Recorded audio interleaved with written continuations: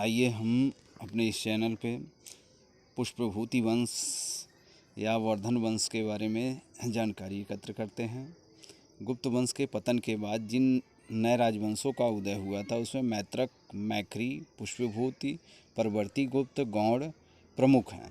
इन राजवंशों में पुष्पभूति वंश के शासकों ने सबसे विशाल साम्राज्य स्थापित किया था और पुष्पभूति वंश के संस्थापक थे पुष्पभूति और इनकी राजधानी थानेश्वर थी, जो आज हरियाणा प्रांत के कुरुक्षेत्र जिले में थानेश्वर नामक स्थल है।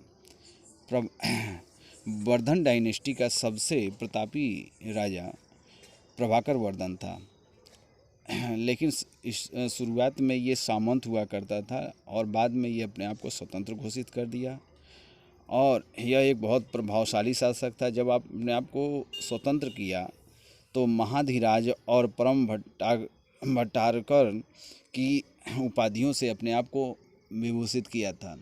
इसकी पत्नी का नाम यशोमती था और इससे दो पुत्र हुए थे, राज्यवर्धन और हर्षवर्धन। राज्यवर्धन बड़ा था लेकिन हर्षवर्धन अल्पायु था और एक कन्या भी थी जिसका नाम था राजश्री, और राजश्री का विवाह कन्नौज के मौखरी राजवंश के बारे में आपको बताए हैं, जिसके राजा थे गृहवर्मा, उसके साथ राजश्री की विवाह हुआ था।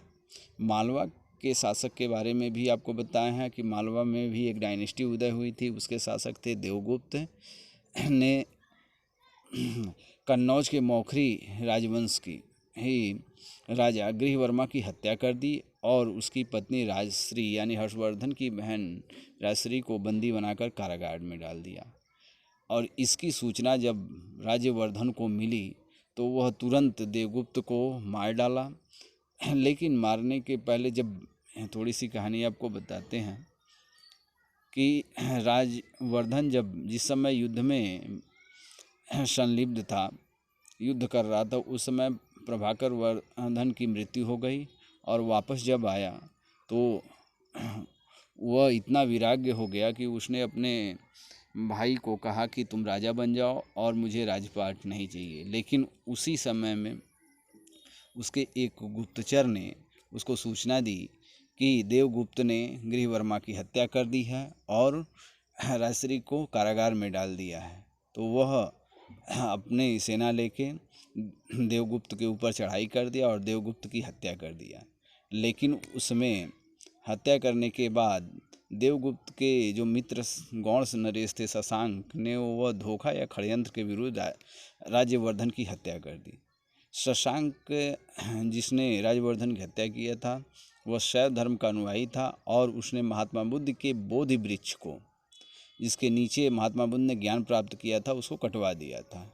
राज्यवर्धन की जब मृत्यु हो गई 606 ईस्वी में 16 वर्ष की अवस्था में ये हर्षवर्धन गद्दी पे बैठा और उसका एक और नाम था जिसको हम जानते हैं, जिसका नाम है शिलादित्य के नाम से भी यह जाना जाता था। इन्होंने परम भट्टारकर की उपाधि, अपने पिता के समान परम भट्टारकर की उपाधि से अपने आप को विभूषित किया।